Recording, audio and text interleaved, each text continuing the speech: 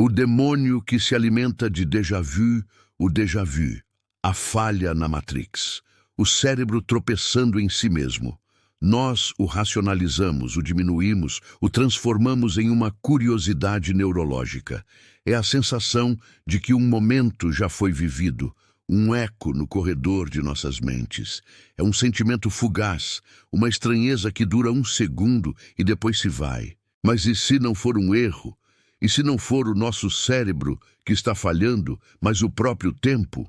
E se esse eco não for uma lembrança, mas o som de algo se alimentando? O fenômeno começou de forma sutil, uma epidemia silenciosa de estranheza. As pessoas começaram a relatar episódios de déjà vu mais frequentes, mais vívidos. Primeiro, era a sensação de já ter ouvido aquela piada. Depois, a certeza absoluta de já ter tido aquela conversa exata, palavra por palavra.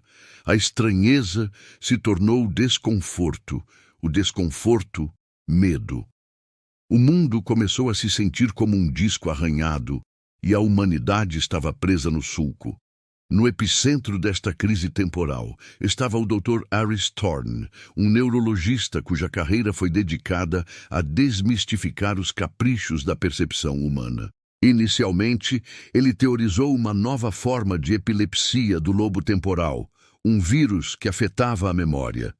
Mas seus dados não faziam sentido. Os exames cerebrais eram normais. As leis da física, no entanto, não eram.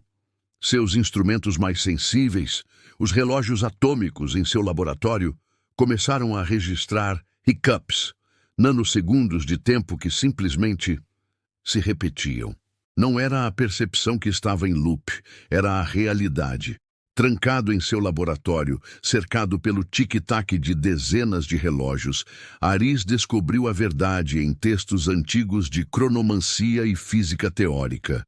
Ele encontrou referências a uma entidade parasita, um ser que não vive no espaço, mas no fluxo do tempo. Os textos o chamavam de Ouroboros, a serpente que se morde. Uma criatura que não se alimenta de carne ou almas, mas da energia mais sutil de todas, a energia liberada pela consciência humana, no momento exato em que ela reconhece uma impossibilidade.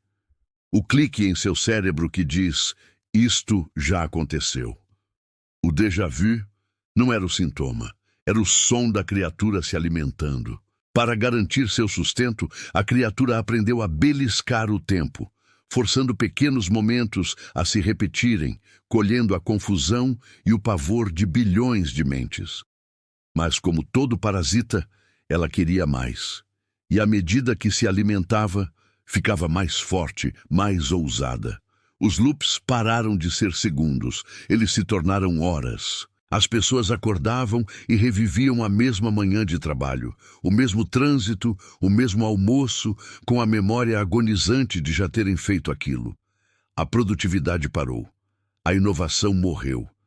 Por que criar algo novo se o amanhã seria apenas uma repetição de hoje? Então, os loops se tornaram dias. O mundo ficou preso em uma terça-feira perpétua.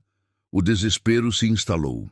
Alguns tentaram quebrar o ciclo através do caos, cometendo atos de violência ou paixão apenas para acordar na manhã seguinte com tudo reiniciado, a única mudança sendo a memória assombrada de suas ações fúteis. Outros se renderam, tornando-se autômatos em um roteiro que não podiam mudar.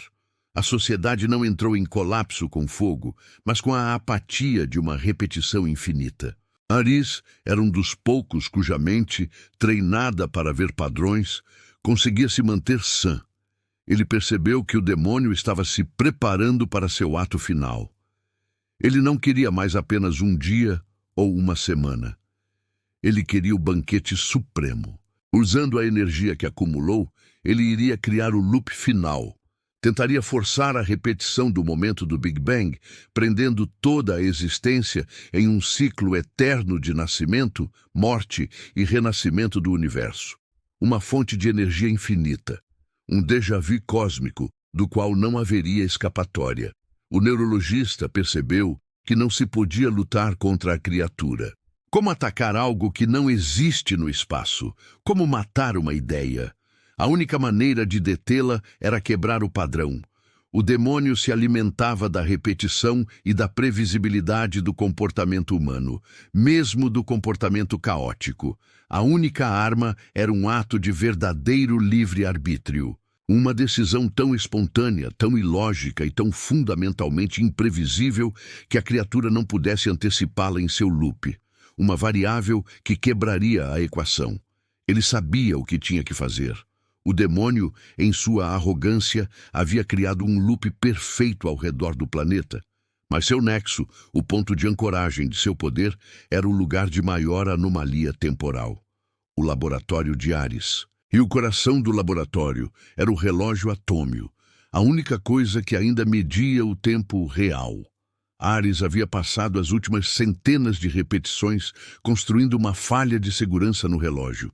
Uma sobrecarga que, se ativada, não o destruiria, mas o forçaria a pular para um ponto aleatório no futuro, rompendo o ciclo. Mas a ativação era manual, e ele estaria no epicentro da explosão cronológica. Enquanto o relógio contava 5, 4, Ares não pensou em sua vida ou em sua família. Pensar no passado criaria um padrão. Ele se esvaziou de tudo. 3, 2... Ele não tomou a decisão de sacrificar a si mesmo. Isso seria lógico, heróico e, portanto, previsível. No último nanosegundo, antes que o tempo pudesse se repetir, ele fez a coisa mais ilógica que um homem em sua posição poderia fazer. Ele não girou a chave, ele a jogou para o alto. Em todo o mundo, a quarta-feira chegou.